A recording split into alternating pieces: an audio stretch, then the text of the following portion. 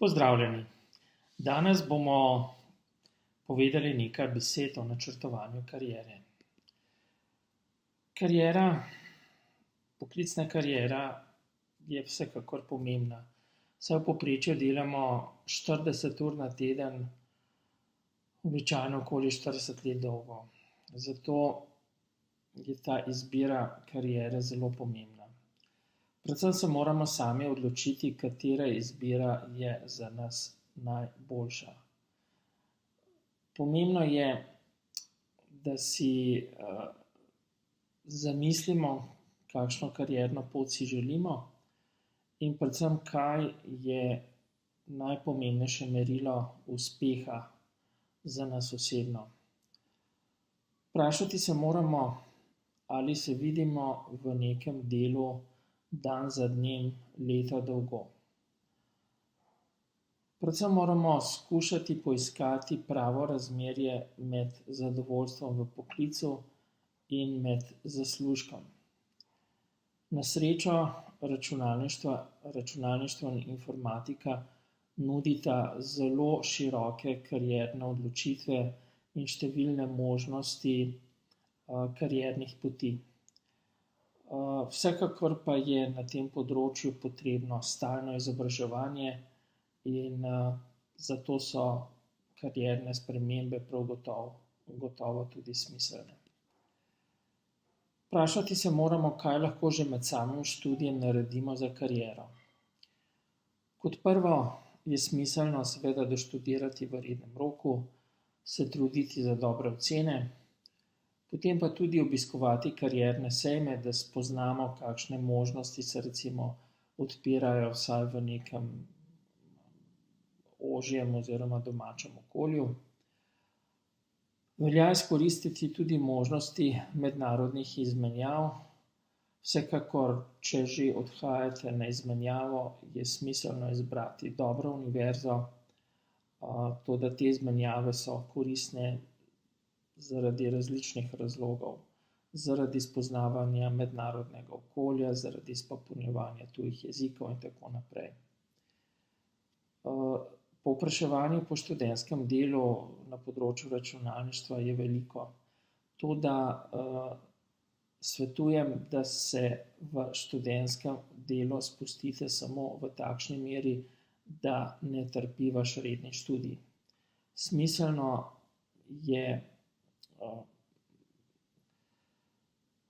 iti na študentsko delo predvsem v poletnem času, ko tudi številne mednarodne institucije in podjetja razpišejo tako imenovane summer internshipe.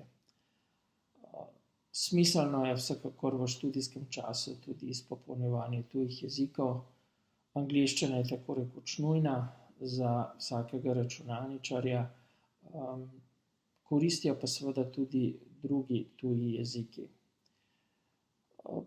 Pomembna odločitev, kar se tiče študija, je tudi to, če in kdaj izkoristiti dodatno leto ali po koncu prve stopnje bolonjskega študija ali v sklopu druge stopnje in predvsem kako izkoristiti to dodatno leto. Smiselna je tudi morda usmeritev v interdisciplinarnost, kajti računalništvo in informatika se uporablja na številnih področjih in prav gotovo je lažje potem poiskati zanimivo službo, če se že spoznate recimo tudi na neko drugo stroko. Zelo pomembna pri vaši karierni poti je seveda vaša osebna naravnanost. Kot prvo se ne smemo bati prositi za pomoč in nasvet starejše kolege ali starše ali kogarkoli drugega. Vedno moramo biti hvaležni ljudem, ki nam pomagajo na karierni poti.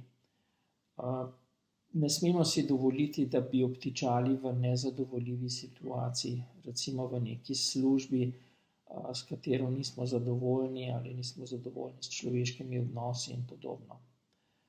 Pozitivna naravnanost je prav gotovo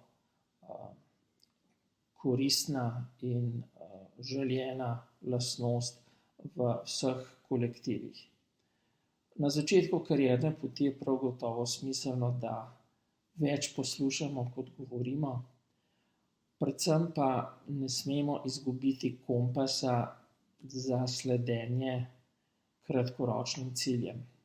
Kajti če stalno sledimo samo kratkoročnim ciljem in se nikoli ne vprašamo, kje in kaj bi radi delali čez 5 ali 10 let, potem bo vaša kariera zelo nekje naključno potekala.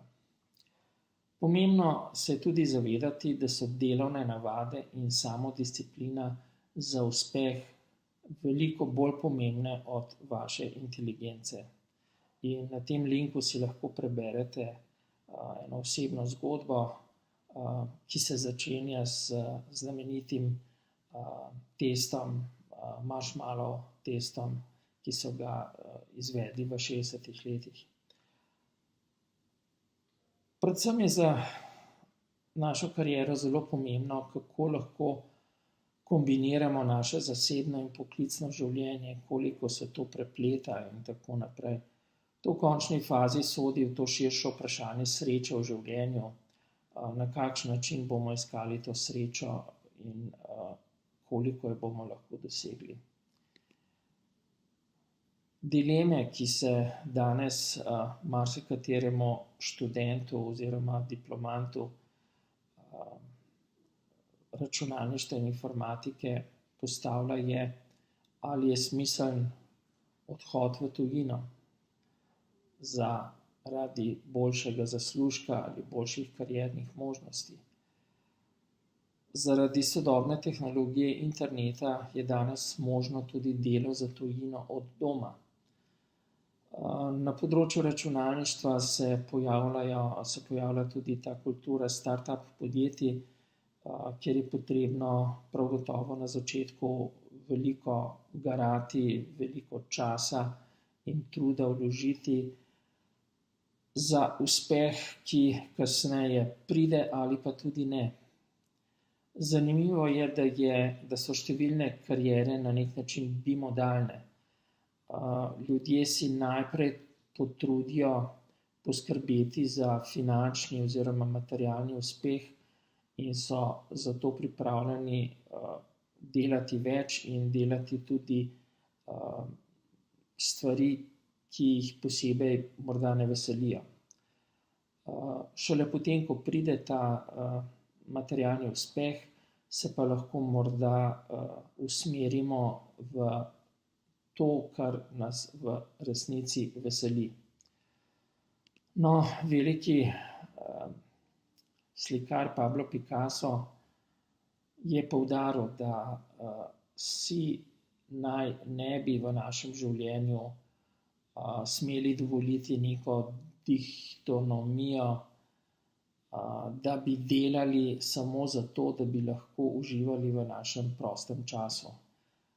Iskati moramo take priložnosti, da delamo nekaj, kar nam da toliko sreče, kot naš prosti čas. Hvala lepa.